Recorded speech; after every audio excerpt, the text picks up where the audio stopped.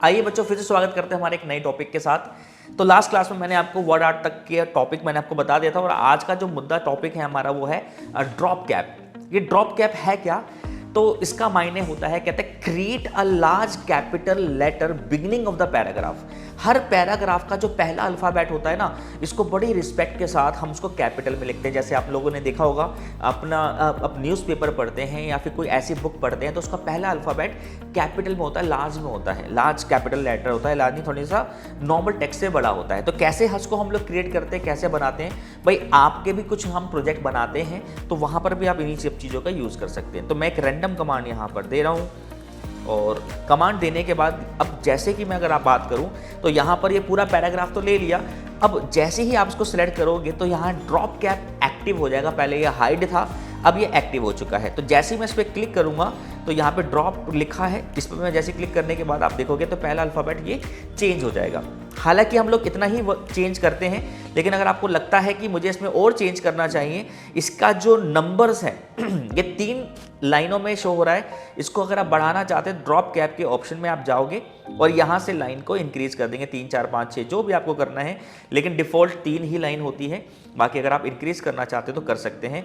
दूसरा drop cap में एक इन मार्जिन होता है, इसको वी को साइड में रखते हैं, लेकिन मुझे ये बेटर नहीं लगता, लेकिन ऑप्शन है तो हमने आपको बता दिया।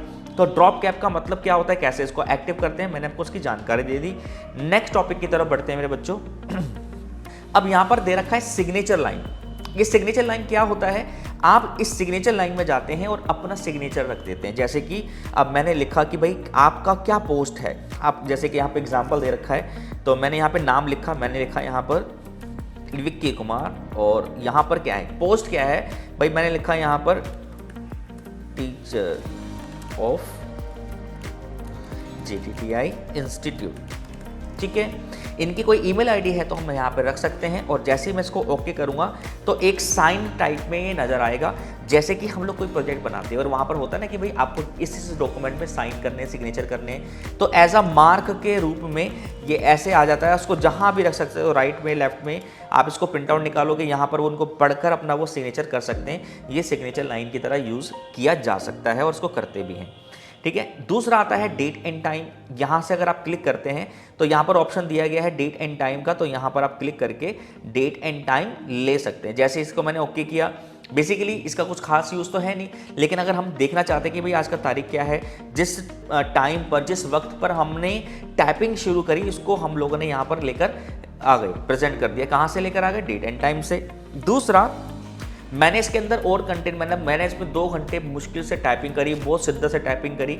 अब जितना भी टाइपिंग किया है अब मुझको एंड करना है, तो मैं वापस एक डेट एंड टाइम पे जाकर सेम फॉर्मेट दोबारा से जाकर क्लिक करूंगा। तो यहाँ पर देखने को क्या मिलेगा, डिफरेंस।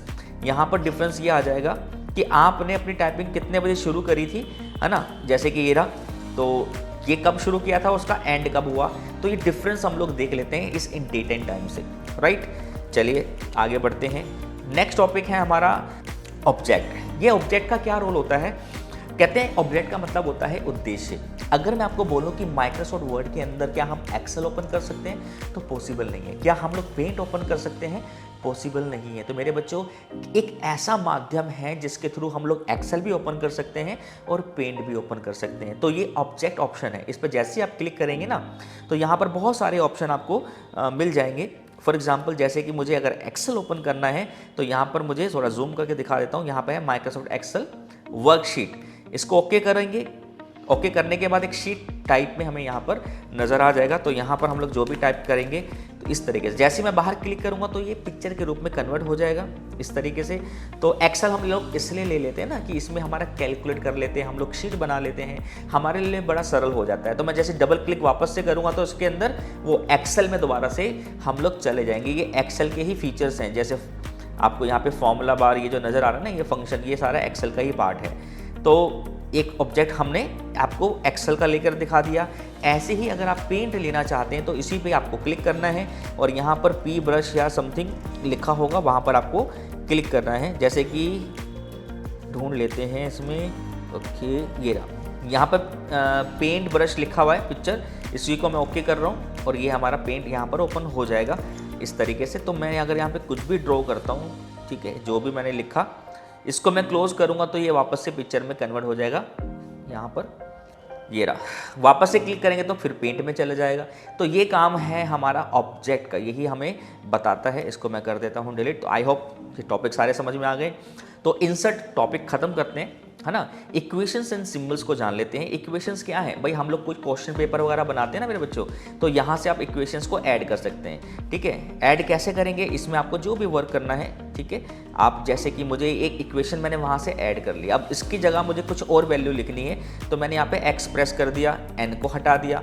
तो ऐसे ही आप एडिट करके अपना चीज़ें क्रिएट कर सकते हो। ऐसे आपके इसके अंदर और कुछ ऐड करना हो और कुछ फीचर्स ऐड करना हो, तो यहाँ से जाके हम लोग इसमें जाकर ऐसे ऐड ऑन कर सकते हैं। यहाँ पर जैसे कि x का वैल्यू मुझे कुछ और देनी है, मैंने यहाँ पे 2 लिख दिया।